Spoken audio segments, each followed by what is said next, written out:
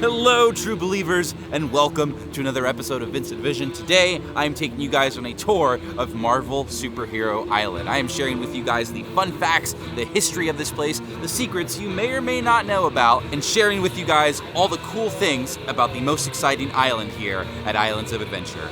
So put on your superhero tights and get ready to Hulk out on this episode of Vincent Vision. Watcha! Hey everybody, welcome back to Vincent Vision, welcome back to my channel. Today I'm here at Marvel Superhero Island sharing with you guys some really fun facts about this area of the park. Now Marvel Superhero Island for a lot of people is the most exciting area of Islands of Adventure. This is where you have the gigantic Hulk coaster, the thrilling Dr. Doom's Fearfall, and one of the coolest theme park rides anywhere, The Amazing Adventures of Spider-Man. We're going to talk about those rides today, but really, I'm trying to focus on Marvel Superhero Island as a whole. Everything that this wonderful land has to offer, because the great thing about Islands of Adventure, what makes it such a wonderful theme park, is that all of these distinct lands have so many details, fun facts, history, and just a whole wealth of info that you may or may not know about. So I hope you have fun watching this video. Please be sure to like and subscribe if you haven't already for more Universal content.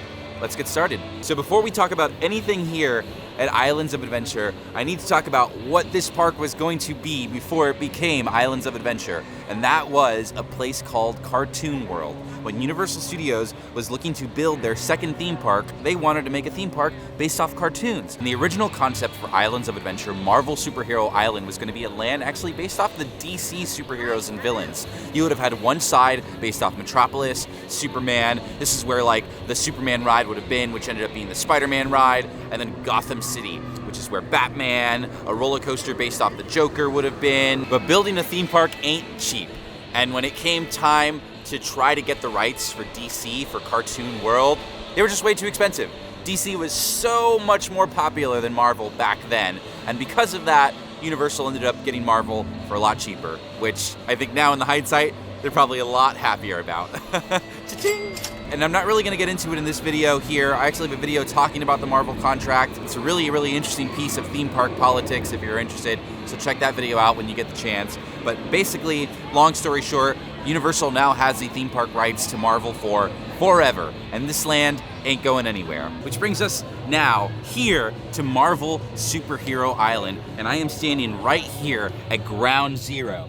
This spot right here is where the meteor that came from another galaxy crash landed on this island, and all of the Marvel superheroes and villains flew out of it and created Marvel Superhero Island. That's the story for this land. This is how it came to be. And I'm standing right here at the impact point, the French fries, where all these different spikes are coming out. And if you've never stood here before, it's actually really cool. You see all different eras of Marvel Comics, the Golden Era, the Silver Age, almost 100 years of Marvel superhero history in this land, or at least going all the way up until 1999. So before we start going into the land itself, talking about all the secrets and Easter eggs, we gotta talk about the rides, right? And how can we not start talking about the rides without including the mightiest of rides here at Marvel Superhero Island, the Incredible Hulk roller coaster. This is the king of thrills here at Islands of Adventure. This big boy goes upside down 7 times. It launches you out of a cannon at 40 miles an hour straight into a flip. That is the first roller coaster to ever do that, by the way. This roller coaster is designed to make you feel like you are hulking out, and it will, because you are gonna get 4 G's of force on this ride here. That is 4 times your body weight through the flips and dips that the Hulk coaster has to offer. The story of this ride is that you are volunteers for a process called Hulkification, and that big black tunnel that you shoot out of, they're shooting you with gamma rays, and they're gonna make you feel like you are turning into your own version of the Hulk. Believe it or not, this is actually the second version of this ride. Way back when this park first opened up, you were actually on an experiment with Dr. Bruce Banner, helping him break out of his Hulk curse. But it doesn't work, he hulks out, and you shoot out of the cannon. Originally, when Marvel Superhero Island was being designed, this Hulk roller coaster was actually going to be based off a different superhero. It was going to be based off the Silver Surfer from the Fantastic Four comics. The problem with that, though, was that the roller coaster was going to be a nice silvery chrome, and, well, having an entire chrome roller coaster in the middle of your park here in Florida would have not been a good idea. So they decided to make it about the Hulk. So believe it or not, the newest ride here at Marvel Superhero Island is actually Stormforce Accelatron, which opened in 2000, a year after the park opened up. This ride here is a pretty standard teacup style ride. You are on a X-Men machine and you're helping Storm from the X-Men fight Magneto. And well, this is the X-Men ride here at Marvel Superhero Island. It's not actually what was going to be the original X-Men ride. In the original concepts for Marvel Superhero Island, there's actually a much bigger X-Men ride planned for the land, and we don't really know too much about it, but based off the concept art, you can see there was going to be some sort of big screen-based ride where you're flying through the sky, fighting Magneto. This ride here is a very fun ride, but it's even cooler at night with all its special effects like wind, strobe, lighting, music, all that put together makes this a notch above your standard teacup ride. Behind me here might be one of the scariest rides for people here at the park, but honestly, it's not that bad.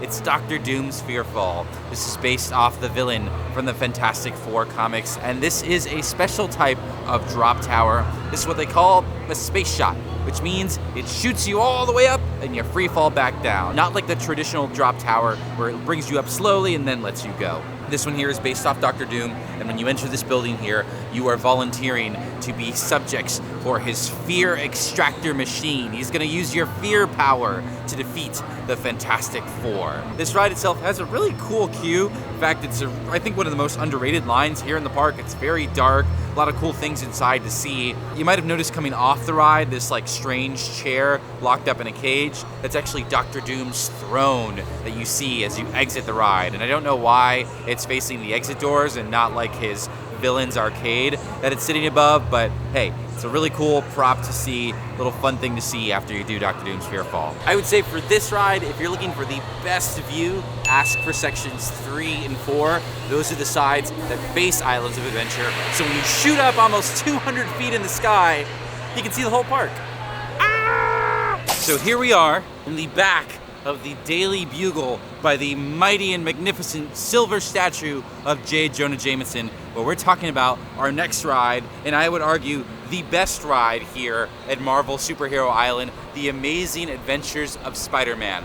Listen, any theme park fan worth their salt will tell you that the Spider-Man ride is one of the best rides anywhere. Seriously, it is. This thing opened up in 1999 and revolutionized the theme park game. It is a must-do when you visit Islands of Adventure all the time, and a lot of rides that exist now have Spider-Man to thank. This ride here got so much going on. It's got the fire, it's got the 3D, it's got the movement of the ride vehicle, all taking you through a super action-packed journey. My favorite, though, has to be the inclusion of Stan Lee. Stan Lee appears 4 times on this ride. I'll give you the first one. He's driving the dump truck when you break into the villain's lair, but I'll let you figure out where he is throughout the rest of the ride. Stan Lee is obviously such a big deal in the world of Marvel. The main street that you walk down in Marvel Superhero Island is called Stan Lee Boulevard. Just one of the many ways this land pays tribute to the man who started Marvel.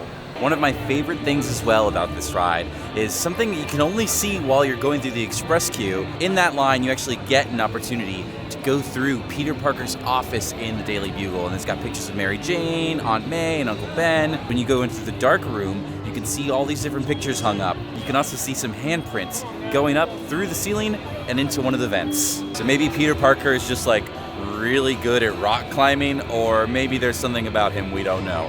Who knows? Something you might not know about this ride is the connection that this amazing ride has to another just as impressive ride over at Walt Disney World. In 1999, this ride was designed by a gentleman named Scott Trowbridge. He was part of Universal Creative, and then eventually, over the past couple of years, he actually moved on to Walt Disney World's Imagineering company, where he was the head designer for Rise of the Resistance over at Disney's Hollywood Studios. That just goes to show you how impressive of a ride creator this gentleman is. He made the Spider-Man ride in 1999 and then made Rise of the Resistance in 2019. And that, my friends, is a great Scott. So now you know about the history and the rides here. Let's get to the fun stuff. Let's talk about the secrets, the Easter eggs, the references here in Marvel Superhero Island. And let me tell you right now, there are a ton. Some of them are pretty obvious. So this guy right here is actually a reference to Spider-Man. and some of them you really got to keep your eyes open for, looking around and exploring the land. Some nods and references to some characters that maybe like weren't as popular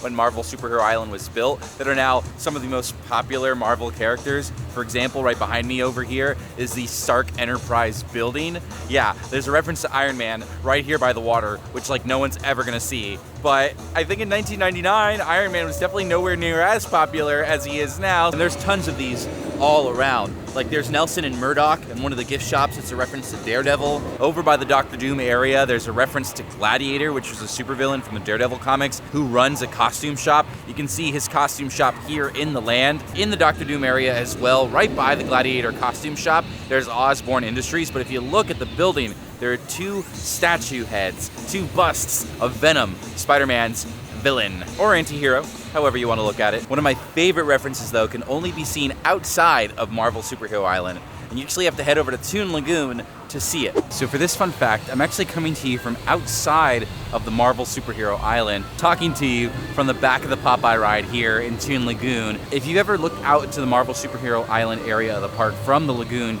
you might have noticed some yellow steps leading to the water with the word Mackenzie on top of them. That is actually a reference to Namor Mackenzie. Namor is the Submariner. Namor was actually one of Marvel's first superheroes, so it's only fitting that he has a little reference here in the park. And he's got some steps from when he's swimming around the lagoon. He can like jump out and head back over to Marvel Superhero Island. This place is obviously littered with superheroes, giant cutouts of the superheroes and supervillains fighting all around, super action-packed. But did you know that all of these were made by a specific artist who goes by the name of Adam Kubert? He's a very famous comic book artist, and normally when you get to do comic book art, you get to sign your name right down on the bottom. Obviously, when they were building all of this for Marvel Superhero Island, they couldn't have him do that, so he found a way to hide his name in a lot of these different cutouts. So if Disney World has hidden Mickeys, Marvel Superhero Island has hidden Adams, as they like to call it. Check it out, I'll show you one right here. Right here, this is Magneto, the supervillain from X-Men. If you look right over here, you can kind of see it, A-D-A-M, right there. All of these drawings of the characters throughout the land have his name hidden in them. So next time you're in Marvel Superhero Island, be on the lookout and see if you can spot some hidden Adams. One of my favorite little details here in Marvel Superhero Island are the interactive sound bites. There's different little booths all around where you can press buttons and you can hear broadcasts from superheroes and supervillains. This right here, this is a crime line right in front of the Daily Bugle. You can actually pick it up, and if you see some supervillains going around, you can report a crime on this hotline here. If you are calling to report unnatural weather phenomenon, please press 3. This is something I've never noticed before, but I actually just heard sounds from this gutter over here. Let me see if I can hear it again. Tonight, the sanctimonious Captain America will finally be obliterated from the earth once and for all! That echo makes us sound pretty good. I used a clicker on my Apple Watch, and I went through the entire land to find every superhero and supervillain that is represented here, whether it be a reference on a building, a big cutout, art in one of the stores. This number might be a little off, but there are about 50 different Marvel characters referenced here in Marvel Superhero Island. That's a lot, okay? And while it's unfortunate that they're not going to be able to really add much to this Marvel area because of the Marvel contract made however many years ago, it's nice to see that they were able to get in as many characters in here as they could. So Marvel fans, you got some looking out to do while you're here. All in all, Marvel Superhero Island here is one of the most popular areas of Islands of Adventure for good reason. It's got some amazing rides, and it's chock full of love for Marvel comics and superheroes and supervillains. Any Marvel fan, any true Marvel fan, will have a great time here at Marvel Superhero Island. And I hope you guys enjoyed this little tour around the land. Thank you guys so much for watching another Vincent Vision. I hope you had fun. I hope you enjoyed this video. I hope you learned some things you didn't know about Marvel Superhero Island before. If there's anything you think I left out, please let me know down below. I'd love to know about it. If you haven't already, like I said at the top of the video, please be sure to like, please be sure to subscribe. All this stuff really, really does help. But I am gonna swing on out of here. I gotta fight some bad guys. I'm Spider-Man. Oh, that would be, wow. If I was actually Spider-Man, I'd be a really bad Spider-Man because I just told you I was Spider-Man. Anyway, I'm getting on out of here. Thank you guys for watching another one, and I'll see you at the next one. Bye-bye.